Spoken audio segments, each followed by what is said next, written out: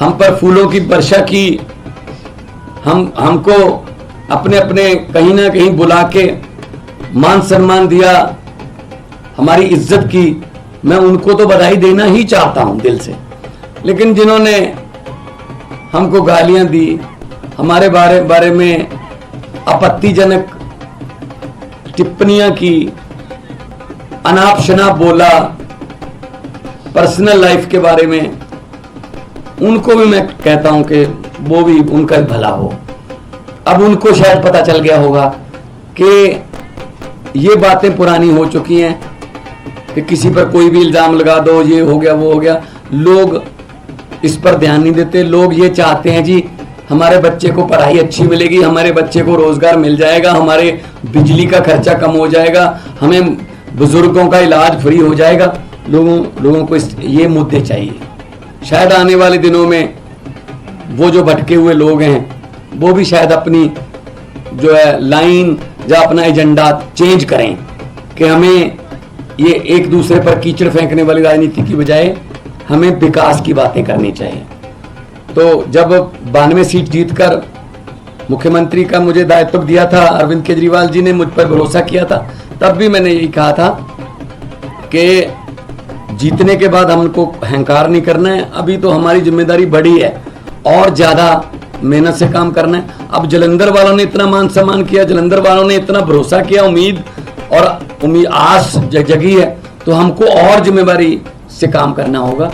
जलंधर को कैसे चमकाना है और हमारे पंजाब के शहरों को कैसे हमने चमका के पूरे देश में हमारे स्टेट को नंबर 1 बनाना है, ये हमारा अगला मकसद है। रंगला पंजाब, कलरफुल पंजाब जो हमारा टीचा है, उसकी तरफ हम बढ़ रहे हैं। आज जब जीत हुई मेरा हौसला बहुत बढ़ गया, क्योंकि हम लोग जब जाते थे अरविंद जी रोड शो में जाते, हम यही लोगों को कहते थे कि 11 महीने की इलेक्शन है, अगले साल इन दिनों में फिर कोड लगा होगा, 2024 की इलेक्शन चल रही होगी, बल्कि मार्च में ही लग जाता है, मार्च के एंड में।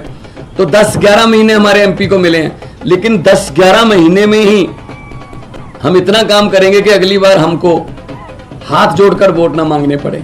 अगली बार हमारे काम और कामों के आधार पर जितना हमें समय मिला, पार्लियामेंट में जलंधर की आवाज पंजाब की आवाज बन के गूंजेगी, ये मुझे उम्मीद है।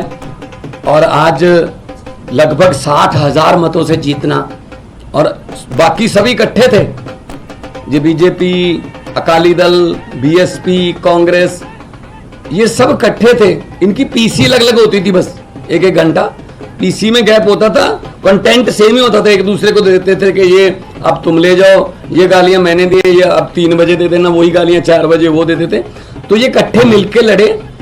तो लेकिन लोगों ने इन सबको नकार दिया और लोगों ने आम आदमी पार्टी की जो सरकार है उसके वर्क कल्चर पर, उसके ईमानदारी के जो फतवा है, भी ईमानदारी का फतवा हमें दिया। जलंधर के लगभग 8.5 लाख से ज्यादा लोगों ने वोट किया और हम उनकी आसों उम्मीदों पर पूरा उतरने की कोशिश करेंगे। और हमारी जिम्मेदारी, इसको हम जिम्मेदारी समझते हैं कि हम जलंधर के लोगों की उम्मीदों पर पूरा उतर सकें। कैसे देखते हैं कि लास्ट ईयर आपकी सरकार बनी और कोई नहीं मान रहा था कि आप संगरूर हार सकते हैं, आपकी अपनी सीट थी, मतलब इतनी गुड पोजीशन आप संगरूर हार गए और अब बहुत कमजोर पोजीशन मान रहे थे, कोई आपको जीता और मान नहीं रहा था, लेकिन ये आप जीते। तो मतलब ऐसा क्या हुआ है, पिछली बार ऐसा क्या नहीं हुआ था? देखो, आम आदमी पार्टी है, अभी हमारा वोट बैंक जो है हमें भी नहीं पता कौन है। हम किसी सर्वे में नहीं आते, सीधा सरकार में ही आते हैं। कोई नहीं मान रहा था कि 67 आ जाएंगी, कोई नहीं मान रहा था 63 आ जाएंगी, कोई नहीं मान रहा था 92 आ जाएंगी। तो हर इलेक्शन का सिनेरियो अलग अलग होता है। तो संगरूर में जो लोगों ने फैसला किया वो भी हम सर माथे पे लिया। वहाँ क्या कमियां रहीं, क्या हम नहीं कर पाए, उनसे सीखा।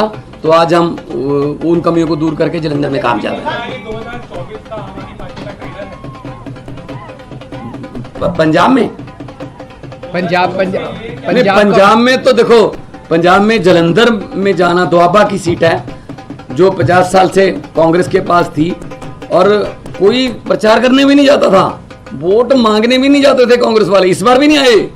इस बार भी कोई नेता बड़ा जलंधर में वोट मांगने नहीं आया। उनको लगता था जी तो हमारी सीट है पक्की है, लोगों को वोट देनी पड़ती है। लेकिन अब ऐसा नहीं है, तो बदल गया है।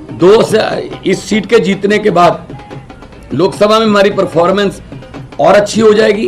विधानसभा में हम ऑलरेडी हैं और इतना अच्छा काम करेंगे। 2024 में 13 में से 13 सीटें जीते हम अपनी मेहनत में कोई कमी नहीं छोड़ेंगे। सवाल आपसे ये है कि दोआबा रीजन और दोआबा रीजन में भी जलंधर की सीट और वो भी सिंपैथी वोट, ये सारी चीजें थी। ऐसे में एक्स फैक्टर क्या रहा जो आम आदमी पार्टी को इतनी बड़ी जीत दिला गया कि 5,000 से हार और 50,000 से जीत हो गई? एक ही फैक्टर था, वो था काम।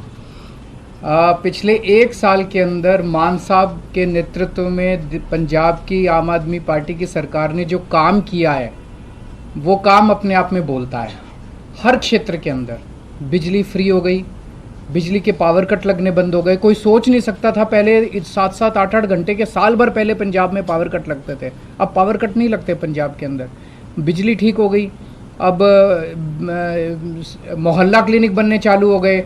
सबसे बड़ी बात है कि लॉ एंड ऑर्डर जो कहते थे इनसे संभलेगा नहीं, बॉर्डर स्टेट है इनसे संभलेगा नहीं, अब लॉ एंड ऑर्डर बिल्कुल स्टेबल हो गया वहाँ पे। साल भर लगा हम लोगों को, क्योंकि पिछली सरकारों का जो वो था वो हमने इनहेरिट किया। लेकिन अब लॉ एंड ऑर्डर के जो अमृतपाल का जो पूरा वो हुआ, जितनी मैच्योरिटी के साथ मान साहब ने उसको डील किया, सब लोग इनकी तारीफ कर रहे हैं। तो बहुत सारे काम 1 साल के अंदर जितने काम हुए, नौकरियां कितनी दी? 29,000 सरकारी नौकरियां दे दी। और आपको शायद ये नहीं पता, जान के ताज्जुब होगा, पिछले 1 साल से इन्होंने देश भर के अंदर घूम घूम के पंजाब के लिए 40,000 करोड़ का इन्वेस्टमेंट शुरू हो गया है। ये MOU साइन नहीं हुए, नॉर्मली तो MOU फर्जी साइन होते हैं। वहाँ पे भूमि पूजन चालू हो गया है, फैक्ट्रियों का लगने का, ज़मीनें खरीद ली गई हैं, नारियल फोड़ दिया गया है। तो 40,000 करोड़ की इंडस्ट्री लगने का इन्वेस्टमेंट ये लेके आए हैं, जिससे 2.5 लाख बच्चों को नौकरी मिलेंगी। तो जो वो काम है, काम बोलता है, वही एक्स फैक्टर है, वही वाई फैक्टर है, वही जेड फैक्टर है। सर, 2 और चुनाव भी उत्तर प्रदेश के निकाय चुनाव में आम आदमी पार्टी कई सीटों पर आगे कई जीत रही है, लेकिन कर्नाटक में नतीजा आप लोग का अनुकूल नहीं है। 209 सीटों पर लड़े, लेकिन कहीं भी सकारात्मक परिणाम नहीं है। सर, कहीं ना कहीं शुरुआत करनी पड़ती है, तो शुरुआत है। वहाँ भी एक समय आएगा जब जीतेंगे, हर जगह जीतेंगे। उत्तर प्रदेश में अभी कई जगह से नतीजे आ रहे हैं। अभी मेरी संजय सिंह जी से बात हुई थी और काफ़ी उत्साहवर्धक नतीजे हैं, और मैं समझता हूं कि जल्दी आम आदमी पार्टी जो है उत्तर प्रदेश के अंदर भी अपनी छाप छोड़ेगी। सर, कर्नाटक में बीजेपी के पोलराइज कैंपेन के बावजूद उनको बहुत ही साउंडिंग डिफीट दिख रही है इस वक्त। इसीलिए उन्हें सोचना पड़ेगा कि ये सारे पैंतरे चलते नहीं है, काम करो। काम तो करते नहीं है वो, तो बिना काम किए उल्टे सीधे उस पर लड़ते हैं और वो चलता नहीं है। जनता जो है, जनता काम मांगती है। Thank you.